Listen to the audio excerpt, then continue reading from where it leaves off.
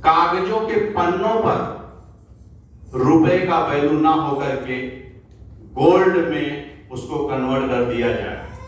जब गोल्ड में कन्वर्ट कर दिया जाएगा तो हमारे समाज में, इस भारत देश का एक भी व्यक्ति गरीब नहीं रहेगा, क्योंकि सोने का रेट जिस हिसाब से चलेगा उसी हिसाब से भारत का रुपया भी चलेगा।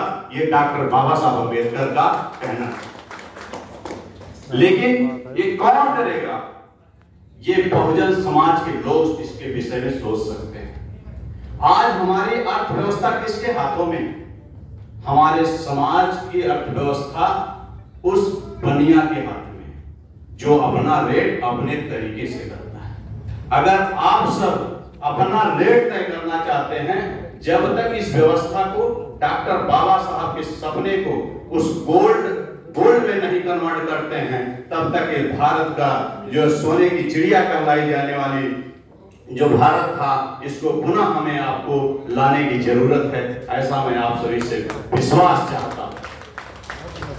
हर व्यक्ति ये चाहता है कि मैं अच्छा खाना, कपड़ा और मकान चाहता हूं, लेकिन सिर्फ उसकी ख्वाहिश रह जाती है, और उस ख्वाहिश को पूरा करने के लिए दिन रात मेहनत करता है। रुपया आता कहां से? उसको छापता कौन है?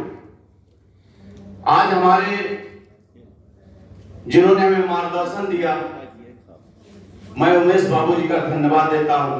इन्होंने हमें रुपए का वैल्यू समझाया, इसलिए मैं आप सभी के बीच में आज मैं बोल रहा हूं। इनके लिए मैं धन्यवाद देता हूं। इन्होंने मुझे आमंत्रित किया, मैं पूरी टीम के साथ में धन्यवाद और इनको नमन करता हूं कि आपने हमें जो बोलने का, यहाँ पे बाबा साहब के विचारों का जो दान प्रदान आप करने का जो मुझे मौका मिला, मैं धन्यवाद करता हूं।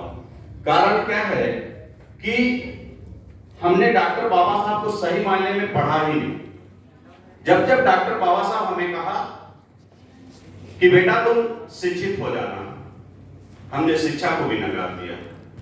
जिन बेटा तुम संगठित हो जाना, हमने संगठित को भी नकार दिया। तो हम करेंगे क्या? शिक्षित बनो, संगठित बनो, संघर्ष करो। हमने संघर्ष भी सही मायने में समझ नहीं पाए। जब तक हमारे समाज के लोग, हम तो उनको सही मायने में इसलिए कहेंगे जो 3% के लोगों के ऊपर रोज ताने मारते हैं कि इन्होंने हमारा हक ले लिया, इन्होंने हमारी शिक्षा ले लिया। हम तो ये आप लोगों से पूछना चाहते हैं कि आपका हिस्सा किसने छीना? अरे आपने मौका दिया तो उसने छीना। तो साथियों, आपका वोट का आप अपनी कीमत नहीं समझ पाए। जब गधा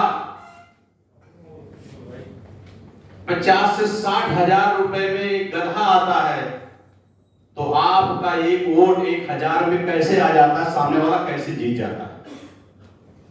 इस पर भी आप सबको विचार करना है। तो डॉक्टर बाबा साहब अम्बेडकर इसी बात को कहते हैं, पहले आप पढ़ेंगे तो समझोगे, अगर नहीं पढ़ सकते हो तो कुछ नहीं कर सकते।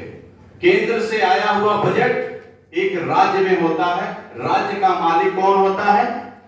डीएम होता है। और डीएम को ये जानकारी जब मिल जाती है तो बैंक को देता है। बैंक योजना के तहत आप सभी को जितने भी सुविधाएं होती हैं आपको लेने का अधिकार देता है। वो पंचायत में जाता है, नगर सेवक के पास जाता है।